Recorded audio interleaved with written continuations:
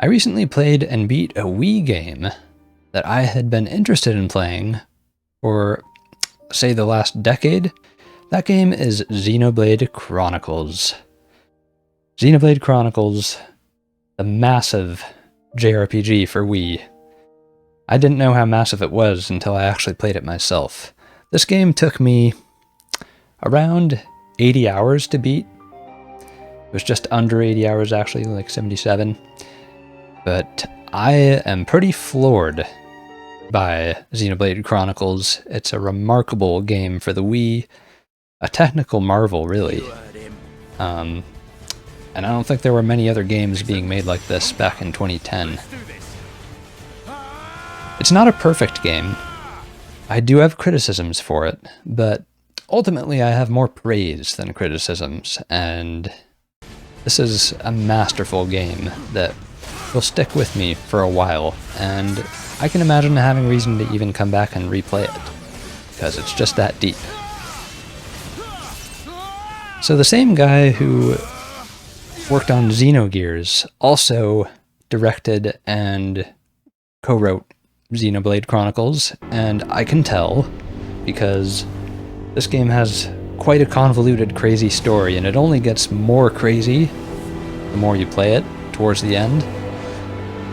And one thing I remember about Xenogears was that that game had a crazy story, just totally insane. I thought it was too convoluted for its own good back when I played it about 10 years ago. So I can see the similarity with the story being out there, but this game feels a little more reined in, a little more refined, and like its story tells a more cohesive tale that's easier to follow with not too much overwhelming jargon the game makes up about things in its world.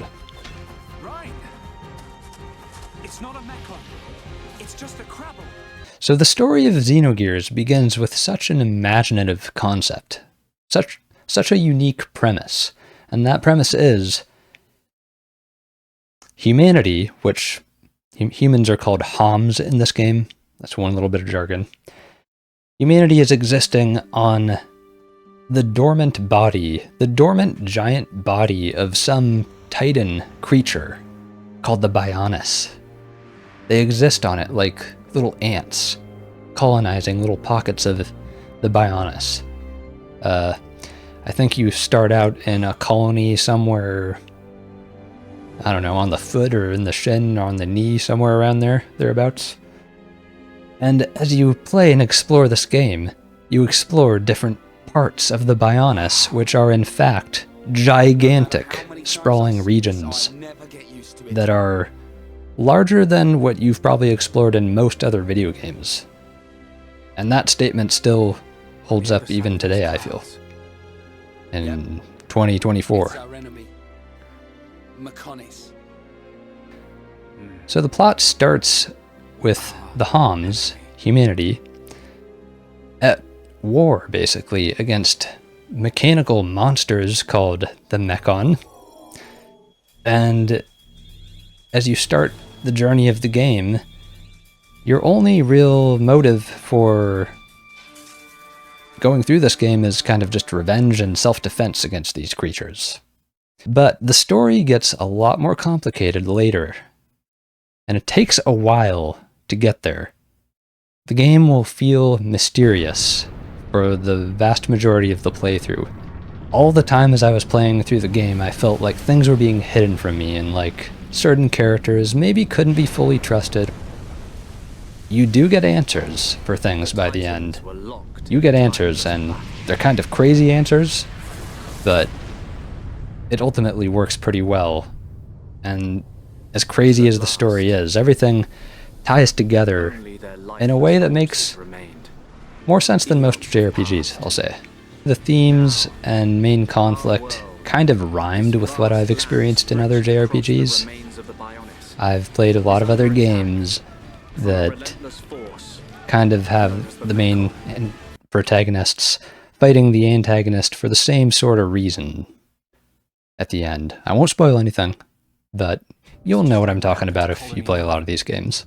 Now, the characters of Xenoblade Chronicles are really well written and well designed.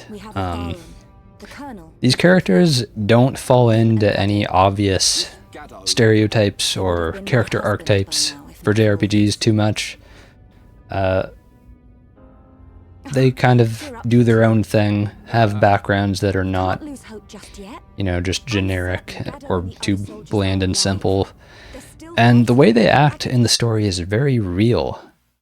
Like, these are not sensationalized, crazy characters in the way they react. They behave as one would think a real person might if the story of this game actually played out. Their motivations, their actions, it was just very well done. The English voice acting was well done. All the characters in Xenoblade Chronicles were given British accents, so you'll hear that. Lots of British accents, some of them a little overacted perhaps, but they were great overall, I thought. So you'll hear lots of Monado in the Mekon. Some JRPGs spend a lot of time making you watch cutscenes and, you know, scroll through a lot of dialogue that the story is told through. And this game does that to an extent, but it's not nearly as bad as some JRPGs are. I definitely got to spend most of my time actually interacting with this game in the battle and the exploration. The story was a smaller percentage of the experience, which I think is good. So the battle system does have things in common with Tales games. So your characters have arts that you can use in battle, as well as an auto attack, which functions automatically, befitting its name, throughout the battles. So battles can actually proceed in an automated fashion with the player giving inputs to one party character of the 3 that participate in battles, and your other 2 characters are basically acting on their own with AI. And that AI does a pretty good job most of the time, I noticed, of supporting you in battle. Whatever special abilities your character has, whatever arts they have at their disposal, that you set, by the way, up to, I think, 8 arts for each character.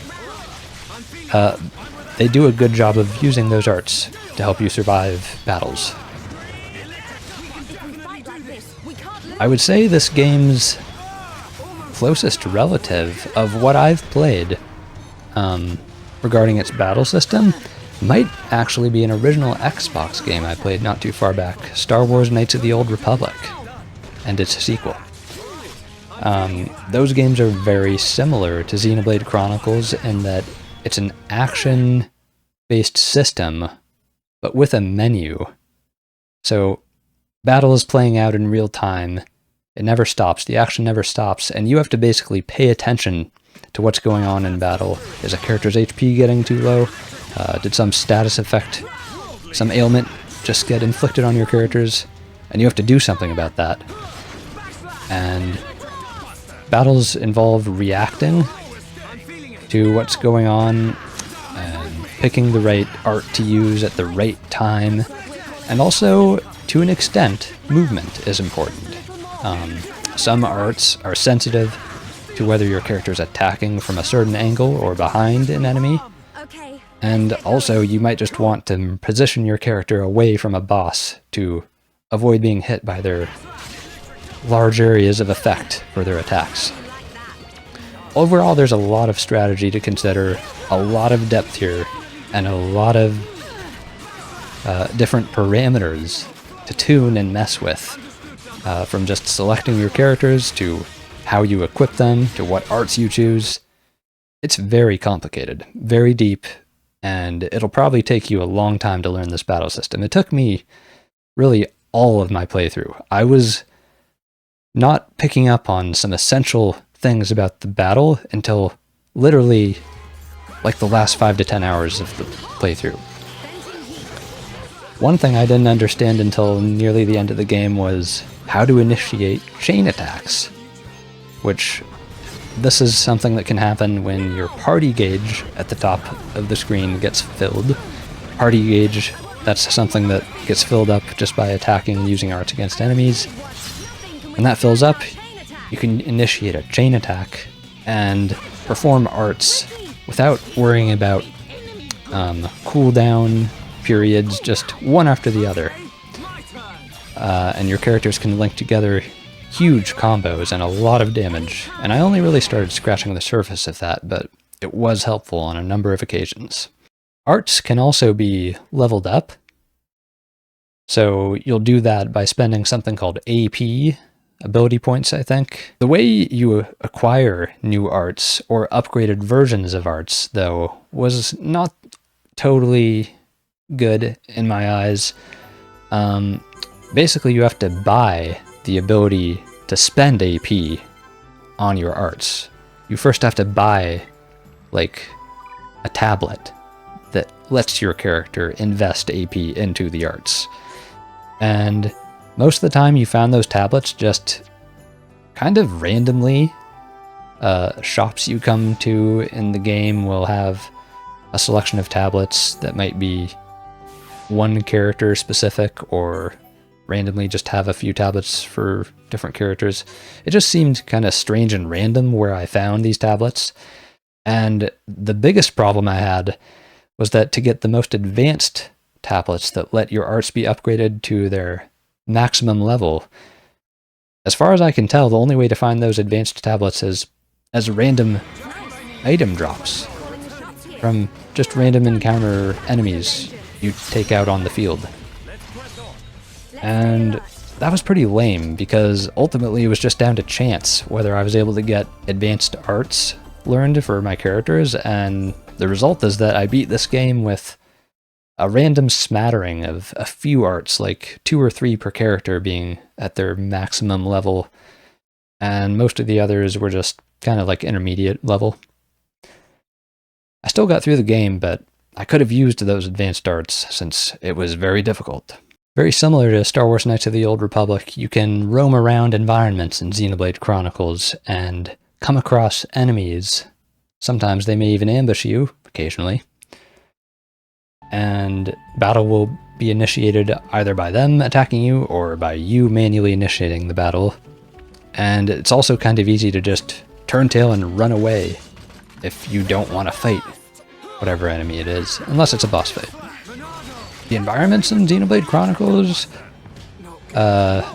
typically they have mainly enemies that are around your same level when you first get to an environment, but there are some places that have a few ultra strong enemies that are going to outlevel you by a lot, and you'll want to just wander at a safe distance around those enemies and not engage them, or you will get destroyed.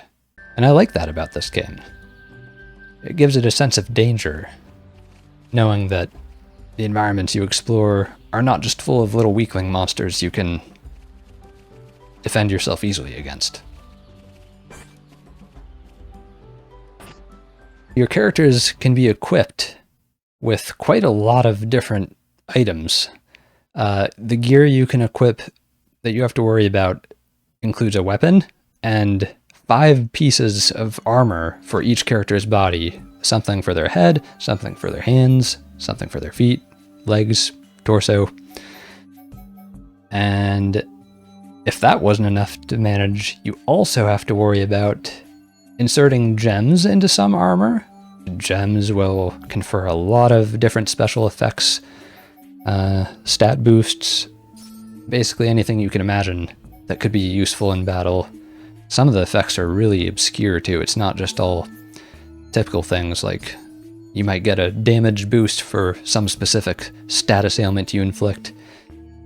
And the gems you have to craft from raw materials you find by mining these little sources of magic crystal deposits in the game world, and you just have to find those and then eventually refine them into gems that you can insert into your weapons. It's kind of crazy and convoluted, and the actual gem crafting process is also almost too complicated for its own good.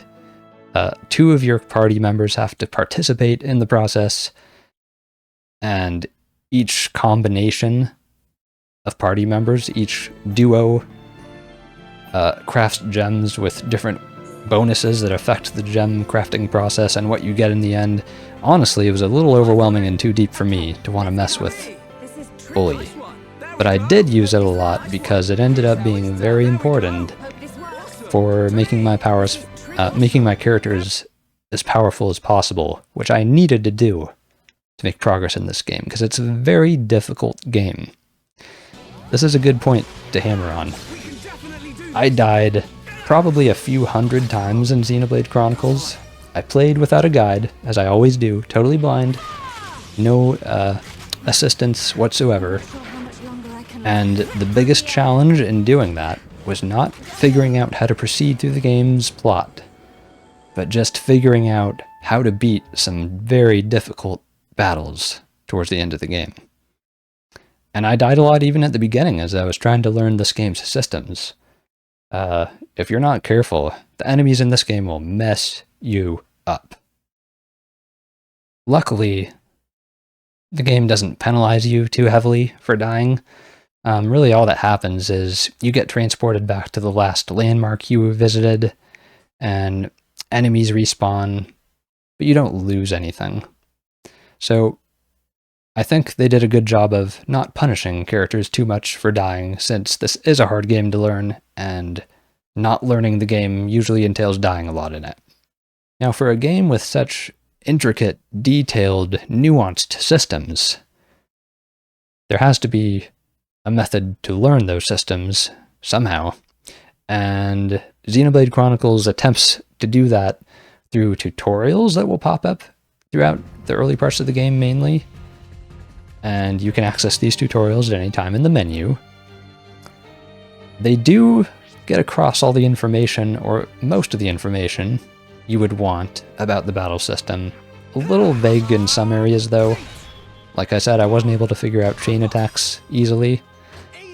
The tutorials left out the fact that you initiate chain attacks manually just by scrolling through an option in the little menu at the bottom in the battle. And these tutorials are delivered in the form of what I can best describe as PowerPoint slides. I saw real PowerPoint slides when I was in graduate school that looked less text-heavy and busy than some of these panels of information trying to communicate how to play this game.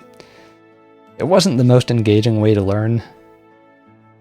I was still able to learn the game, but it's not super inviting. It's not super accessible. So the battle system is challenging. The battles in this game will challenge you.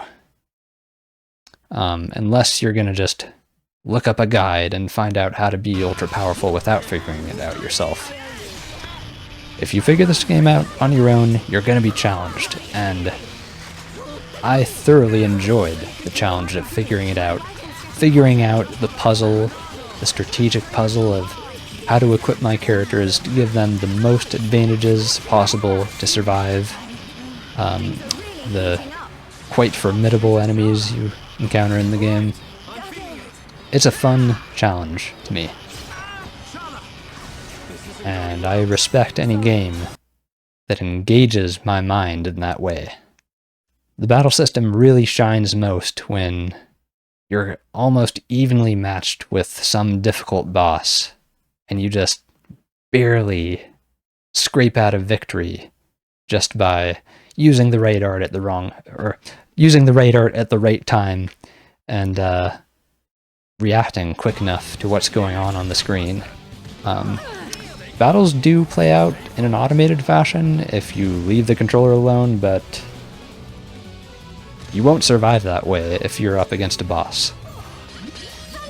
Unless you're just way overpowered, way overleveled. The Minato weapon in this game figures quite prominently into the battle system, in that it offers your entire party this kind of forewarning ability. And basically what happens is you'll see a flash not a flashback, but a flash forward into the future of something an enemy is going to do to a character that might take them out. And then you get an opportunity with some time-based button pressing to change that future by doing something, whether it's healing the character, giving a protective art effect to them, putting a shield on them, you know, or just attacking the enemy until they die before they can take your character out. So you're constantly getting these visions of the future in battles all throughout the game, from boss battles to just random battles, and they are a key component to helping you survive battles, and they're well implemented overall. Although I'll say, at times, in really busy battles with a lot of enemies doing a lot of things to your party, those visions became almost a little uninvited to me, like a little too frequent, and it totally stops the pace of the battle for 5 to 10 seconds usually, and it could just get a little annoying. But overall, it's a unique aspect of the battle system that makes the game stand out and makes it stronger. So other than getting into lots of battles, the other thing you'll spend a lot of time doing in this game is exploring. Exploring its massive, sprawling environments. And I need to stress this. Xenoblade Chronicles blew me away with how sprawling and just incredibly huge its environments were. The environments in Xenoblade Chronicles are staggering to behold sometimes and explore. The game world isn't structured in a totally connected fashion where everything you can just go to without loading screens. Instead, it's divided into regions, and those regions are separated by a little passage that you'll go through, and you'll see a brief loading screen, but then you're in another huge, sprawling region. The scale of these regions is just incredible to behold. I was addicted to exploring in this game, and your characters even get experience for exploring and discovering new landmarks, by the way, which is a nice touch to reward your exploration, I found. But it was just so fun for me to wander around environments in this game, just looking at things in the distance, because it's really that impressive. I don't know how Nintendo works their magic with their games on their consoles, but they are just experts at squeezing as much performance as possible out of their hardware and optimizing their games perfectly to make feats like this game possible. This is the kind of game that really takes advantage of 3D.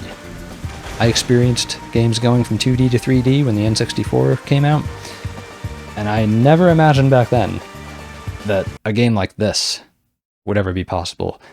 Both the lateral exploration and the verticality are amazing. There are multiple environments, multiple regions in the game that have like 10 floors or more. It's just a delight to explore in this game. There's a lot of environmental diversity too. You'll come across huge open plains, but also a few swampy areas, a few caves, some large bodies of water, mountains with snow, and a few kind of boring interior environments, but on the whole, the environments in this game are outstanding, and the environmental diversity is outstanding. That's something I pay a lot of attention to in games, because that's one of the things I like most about video games. I like games that have huge worlds to explore. You never have separation between exploring down in an environment and then zooming out to an overworld. You are in the only world, the Bionis, as you play Xenoblade Chronicles. You never get any kind of crazy vehicles to explore this world, but you don't need them. Just running around on foot is good enough. Sometimes it was a little hard to find the linear objectives on my map I was supposed to move towards to progress the game, but I always was able to find the way in the end. Just the crazy verticality of some of the environments is what made it challenging at times, because you could come to the area you were supposed to be on the XY plane, but then on the Z-axis, you're not. You know, you could be below or above where you need to be.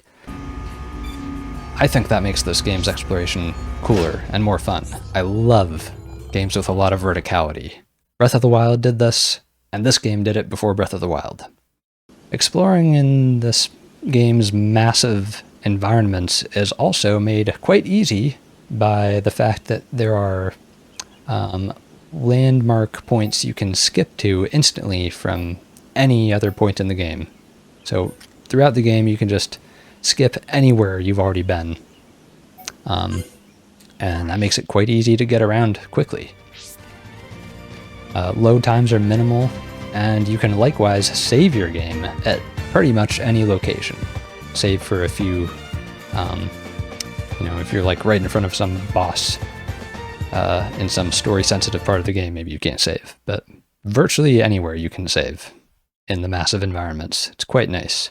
Now, the gem crafting requires you to either utilize a device that a specific character in a specific area of the game has to craft the materials you have into gems, or alternatively, there's an item you can apparently acquire through doing some side quests at some point that will give you the device you need to craft your own gems anywhere on the map. And I couldn't be bothered to ever get that device because the quests asked of the player to get it seemed really tedious and lame, like just going and collecting materials from some generic bunch of enemies that I find in weird specific places that sounded like they would be a pain in the ass to go and find. I didn't want any of that. It wasn't that hard for me to just go to the location where this guy was and use his device to craft gems. That's one criticism I do have about this game. There are a lot of side quests, but the problem is the quests are so just tedious and repetitive and monotonous. It felt like 90% or more of all the quests just involved finding a specific item that's strewn about somewhere on Bionis. You have to go find it, and sometimes an enemy might have that item and you might have to take that enemy out, kill that enemy. But it's still the same thing, just tracking down items. There are a lot of items in this game, and that's another criticism I have. I think there's a little too many items you come across, and your inventory eventually gets filled up with junk, at least mine did, that doesn't have any apparent use.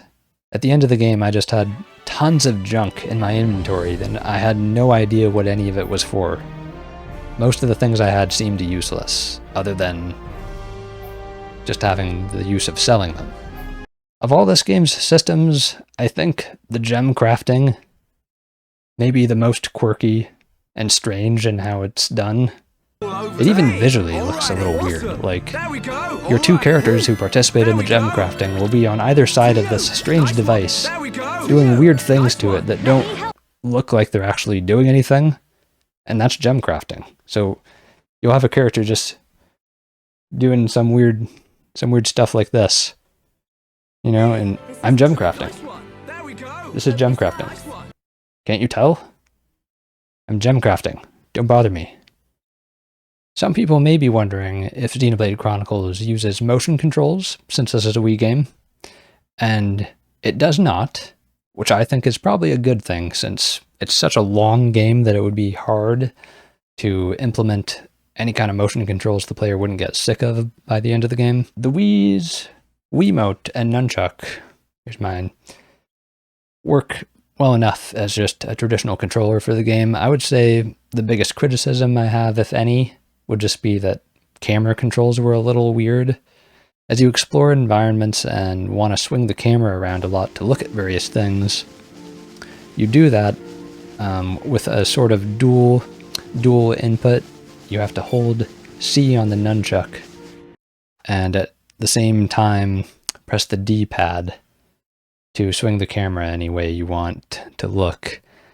And it would have been nicer to just be able to control the camera with a single button input, but it's functional enough. I went into the options and went ahead and selected the fastest camera rotation option, and that helped a little bit. But it is still a little clunky. The game runs pretty well as you're exploring and getting into a few crazy battles, even when there are lots of enemies attacking you at the same time. There were some moments towards the end of the game where the frame rate did slow down a lot, but it only happened in a very rare few battles where things just got really crazy and busy. For the most part, the game felt well optimized in the frame rate department. Getting into audio, the voice acting is very well done. Maybe there's one character who has kind of an annoying high-pitched voice. It's Riki, which Riki's this weird little creature, and characters like this are just quite common in JRPGs. You have to just put up with them. But Riki does have some character depth. I don't think there's any really bad character in Xenoblade Chronicles. They all kind of have enough depth and enough believability that they add to the game overall. Sound effects and battle effects all sounded pretty great, and the music was nice as well. So there are a lot of orchestrated, sort of majestic tracks in the game, and also a few more modern, contemporary influences. You will hear some electric guitar in a few of the battles when they ramp up and the characters get all fired up. You'll hear a little, guitar shredding and that kind of stuff. I love that. I love electric guitar, but I play the instrument. And the composers who worked on this game, there were a few of them, but I want to draw attention to one or two because they're big names and they've worked on some other games that have outstanding music as well. Yoko Shimomura, for instance, who composed music for Legend of Mana, an outstanding soundtrack, but also some notable Super Nintendo games like Super Mario RPG, Street Fighter II, King of Dragons. She contributed to those. And then this game also has Yasunori Mitsuda, who contributed to the music of Chrono Trigger, also Xenogears, Chrono Cross, and Mario Party, the first Mario Party on N64. So this game has some composing talent. Quite an amazing team of composers worked on Xenoblade Chronicles. You can tell. Music is exceptional. The music follows the ups and downs of the story's mood pretty well. Visually, I can only compliment the environments. They look really great for a Wii game. You'll see strands of grass swaying. Everything moves. The clouds move across the sky. There's a day-night cycle, which is fun. I loved watching it become day and then evening and then night, seeing the stars come out, places look different. That was really neat. Also, the character designs are pretty great. One thing I really like visually is that the different pieces of armor your characters equip are always reflected as they're running around the world and are in battle, and even in the story cutscenes, you'll see whatever pieces of gear you have your characters wearing. So that was really cool. I love it when games do that. It really individualizes your playthrough, and especially when you see your gear in the story scenes, it makes it feel like, hey, this is your playthrough. That's your party that you set up. It makes the game more personal.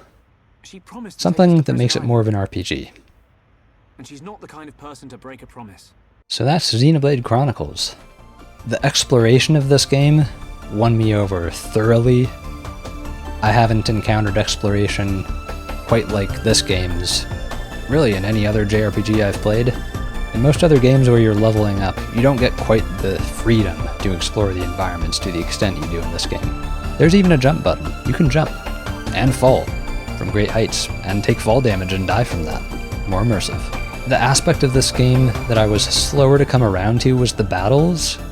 The battle system was just so difficult to learn. There were so many facets of battle to pay attention to, so many moving parts, so many parameters to mess with.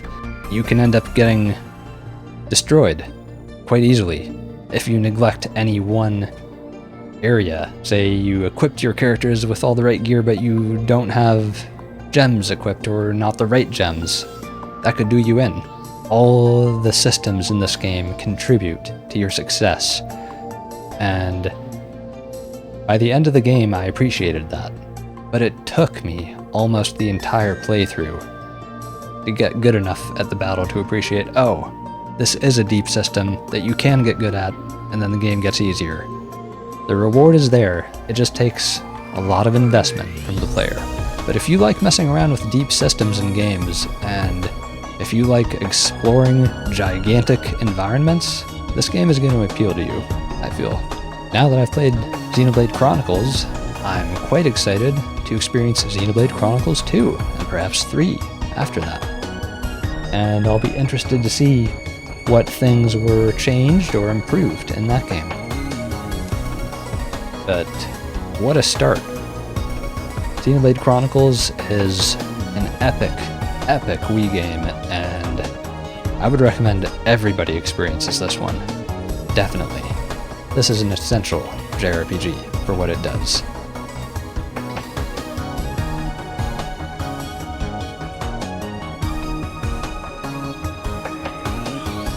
You explore a lot of different parts of the Bionis. Not every part. You never get to, say, the Bionis' butt. Never go to the Bionis butt. You never go to the lower back. I don't think you're ever really on the belly button of the Bionis, but you go most other places. Nice one. There we go. Don't bother me. Don't interrupt. Gem crafting. There we go. Hope this works. Awesome. To me. This is tricky. Awesome. This is a very There we delicate go. process. This Don't one, interrupt. not bad. There we go. This is tricky. Nice one. Alrighty. Awesome. There we go. Alright. Woo. There we go.